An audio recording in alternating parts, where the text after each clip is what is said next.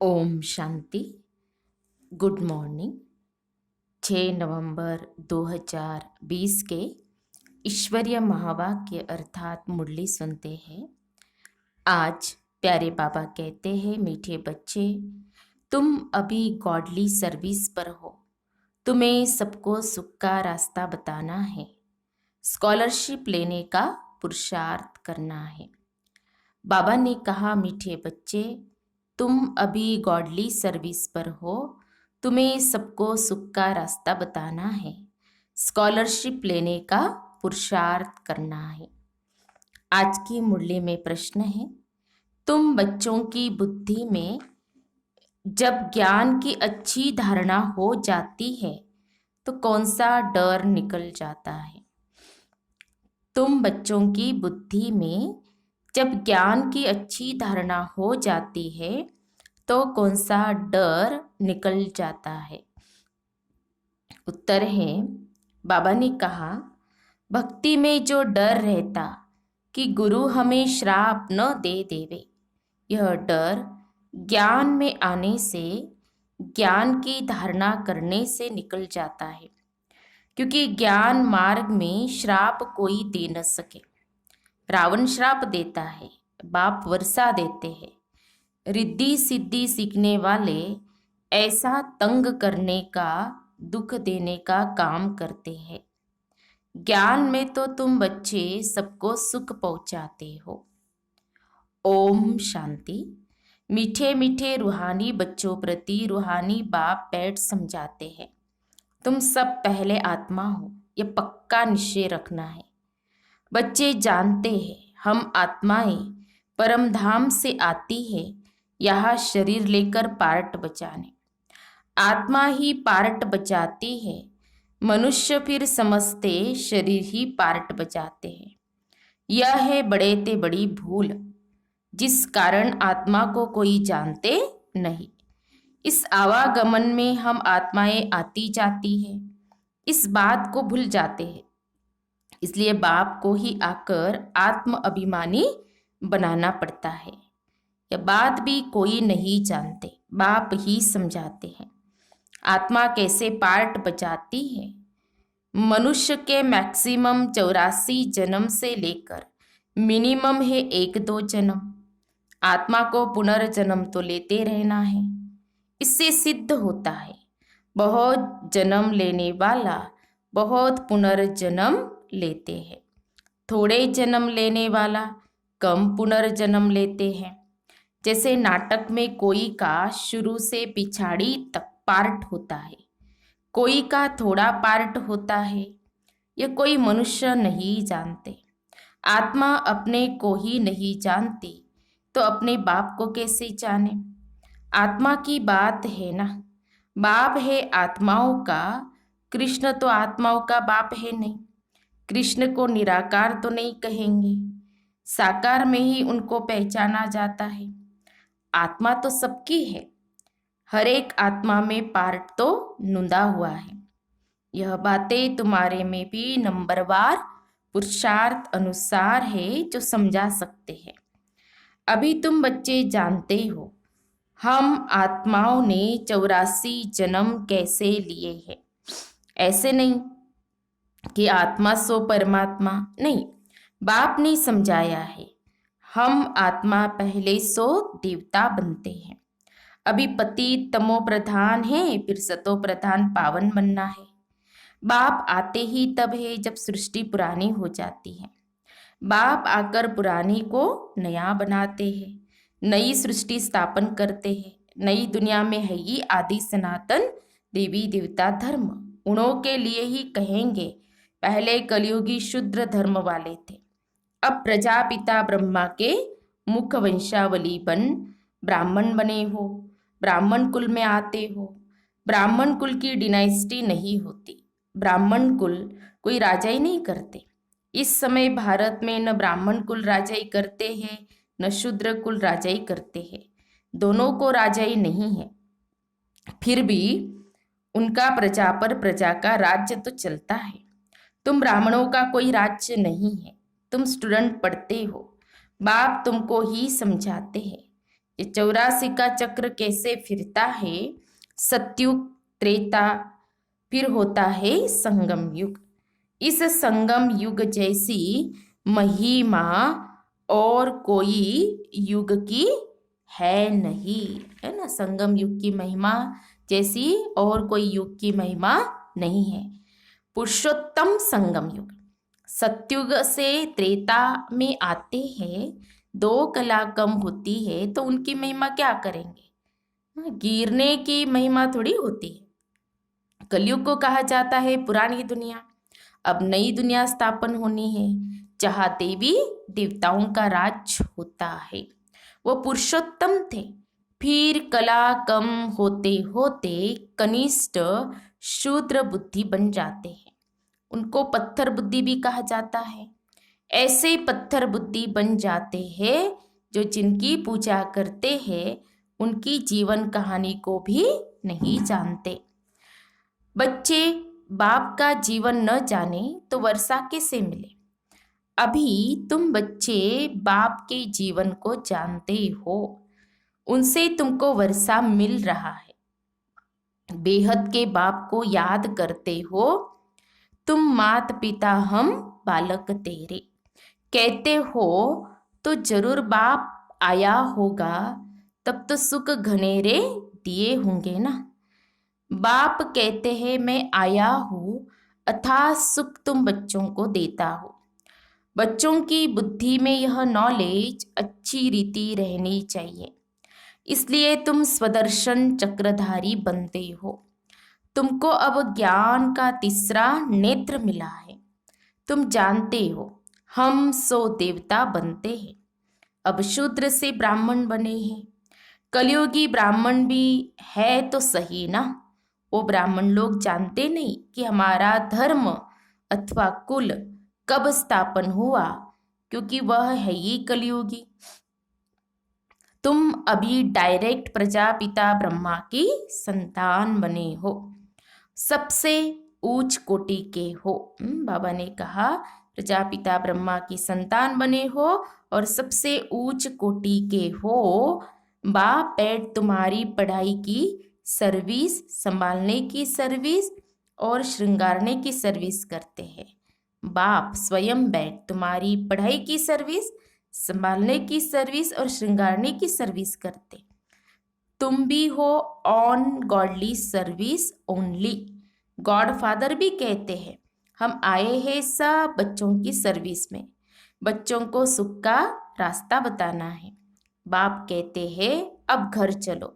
मनुष्य भक्ति भी करते हैं मुक्ति के लिए, तो जरूर जीवन में बंधन है, तो बाप आकर इन दुखों से छुड़ाते हैं। तुम बच्चे जानते हो त्राही त्राही करेंगे। हाहाकार के बाद जय जयकार होनी है। अब तुम्हारी बुद्धि में है कितनी हाय हाय करेंगे।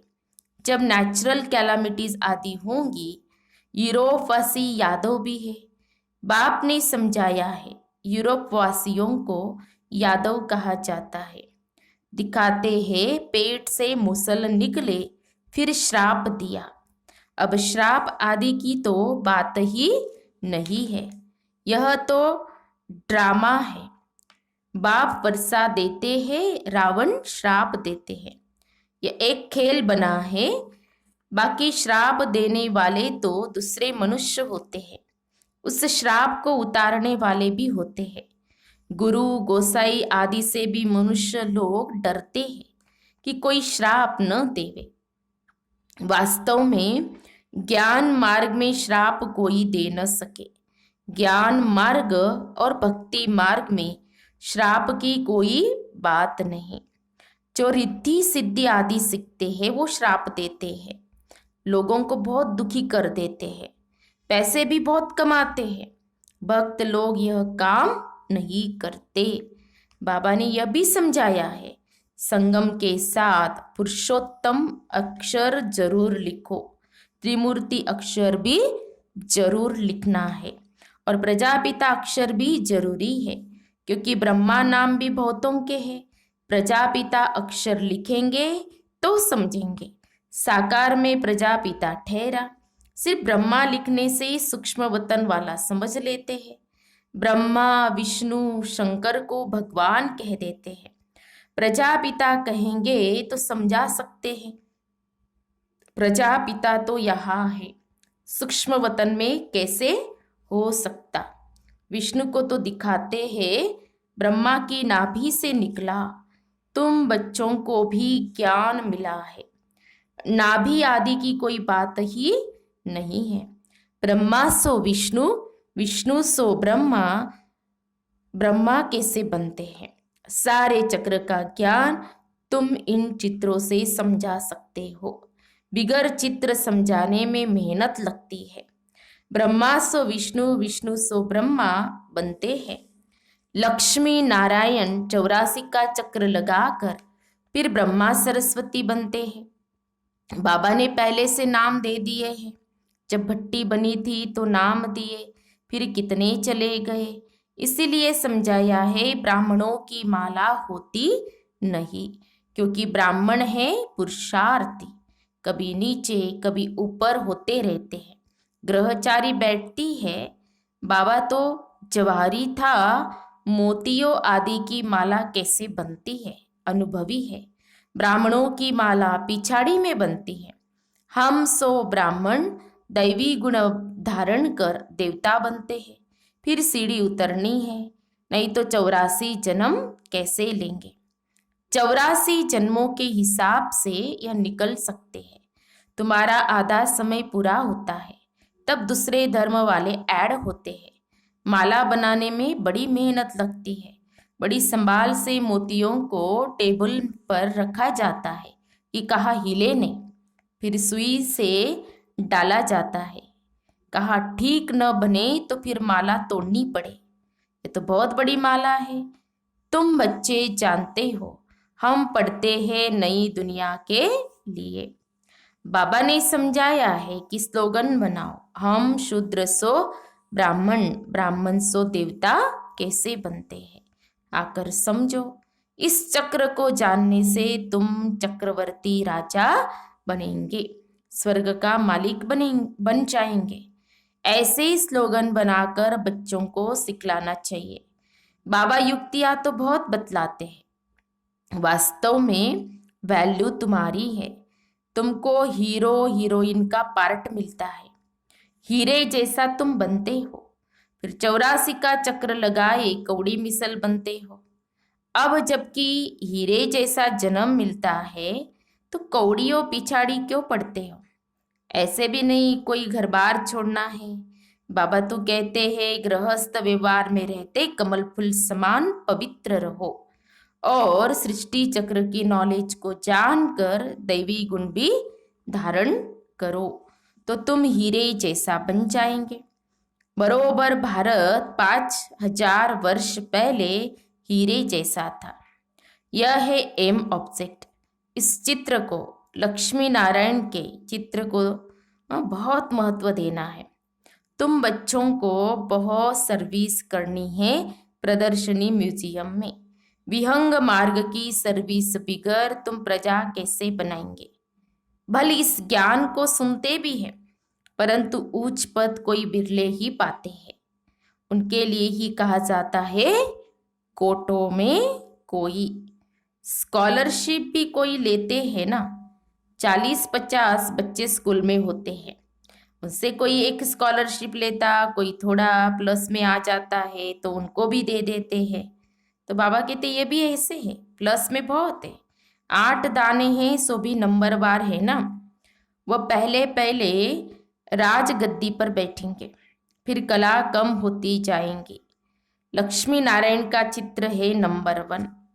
उनकी भी डिनाइस्टी चलती है, परंतु चित्र लक्ष्मी नारायण का ही दिया हुआ है। यहाँ तुम जानते हो चित्र तो बदलते जाते हैं। चित्र देने से क्या फायदा। नाम रूप देश काल सब बदल जाता है। मीठे मीठे रूहानी बच्चों को रूहानी बाप बैठ समझाते हैं। कल्प पहले भी बाप ने समझाया था। ऐसे नहीं कृष्ण ने गोप गोपियों को सुनाया।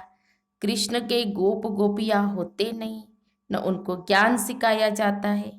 वह तो है सत्युग का प्रिंस, वह कैसे राजयोग सिखाएंगे, वह पतित को पावन बनाएंगे। अब तुम अपने बाप को याद करो। बाप फिर टीचर भी है।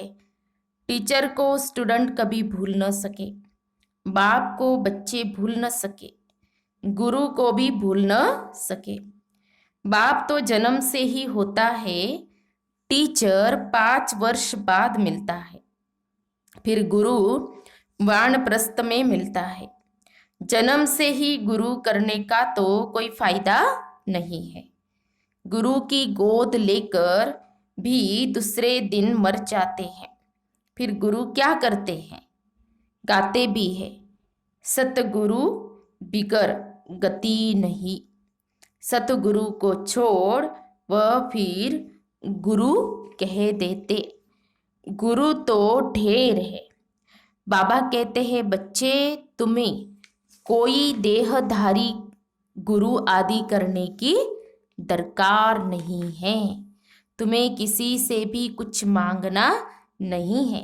कहा भी जाता है, मांगने से मरना भला। सबको चिंता रहती है, हम कैसे अपने पैसे ट्रांसफर करें। दूसरे जन्म के लिए वो ईश्वर अर्थ दान पुण्य करते हैं तो उसका रिटर्न इस ही पुरानी सृष्टि में अल्पकाल के लिए मिलता है। बाबा कहते यहाँ तुम्हारा ट्रांसफर होता है नई दुनिया में और 21 जन्मों के लिए। तन मन धन प्रभु के आगे अर्पण करना है। सो तो जब आए तब अर्पण करेंगे ना। तो प्रभु को कोई जानते ही नहीं तो गुरु को पकड़ लेते हैं, धन आदि गुरु के आगे अर्पण कर देते हैं। वारिस नहीं होता है तो सब गुरु को दे देते हैं। आजकल कायदे अनुसार ईश्वर अर्थ भी कोई देते नहीं है। कायदे अनुसार क्या है कि जैसे कहते हैं ना, मुख से क्या बोलते हैं, दिया हुआ सब कुछ किसका है? भगवान का ही है। अरे भगवान ने दिया है तो एक हिस्सा तो निकालना चाहिए ना फिर।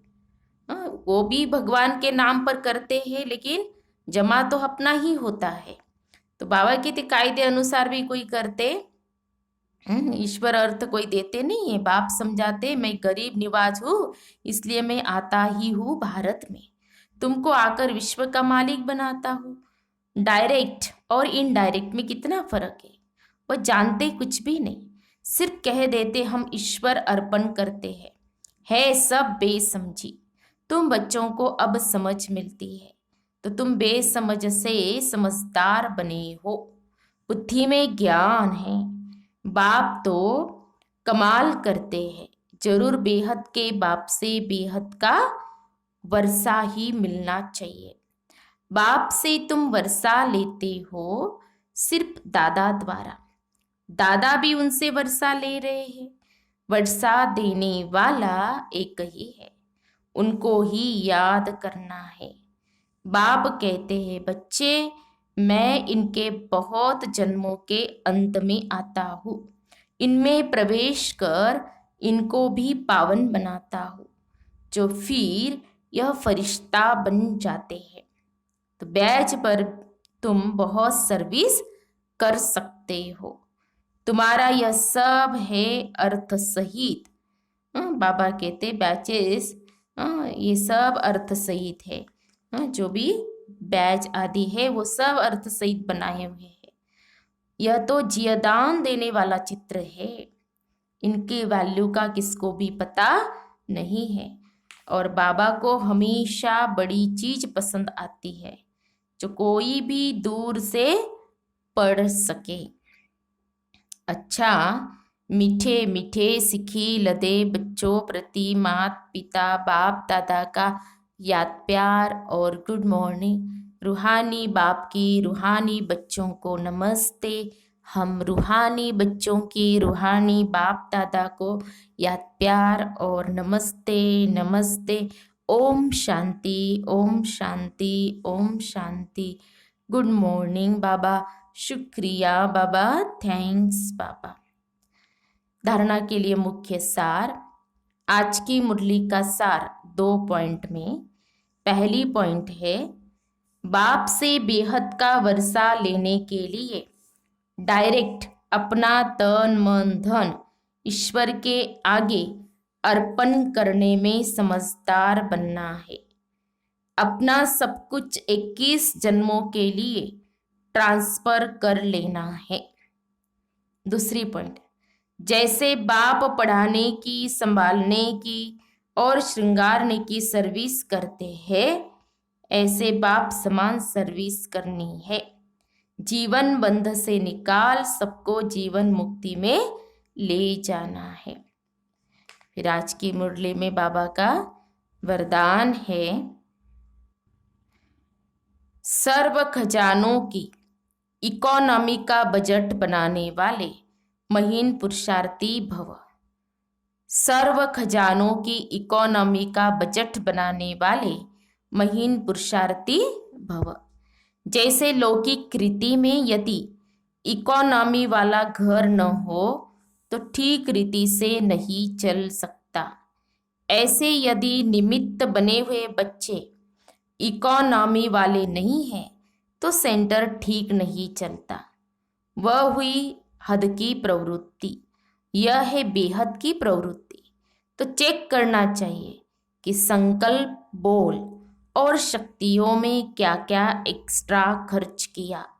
जो सर्व खजानों की इकोनॉमी का बजट बनाकर उसी अनुसार चलते हैं, उन्हें ही महीन पुरुषार्थी कहा जाता है। उनके संकल्प, बोल, कर्म व ज्ञान की शक्तियाँ कुछ भी व्यर्थ नहीं जा सकती। स्लोगन है, स्नेह के खजानों से मालामाल बन, सबको स्नेह दो और स्नेह लो। स्नेह के खजाने से मालामाल बन, सबको स्नेह दो और स्नेह लो। तो ये थे प्यारे बाबा के मधुर महावाक्य, ईश्वरीय महावाक्य। तो आज बाबा ने हम बच्चों को याद दिलाया, कहा कि बच्चे तुम्हें क्या करना है कि अपना डायरेक्ट अपना तन मन धन ईश्वर को क्या करना है, अर्पण करना है। क्योंकि भक्ति मार्ग में तो हमने क्या किया, इनडायरेक्ट किया। अभी डायरेक्ट बाबा आया हुआ है, भगवान आया हुआ है तो करना है।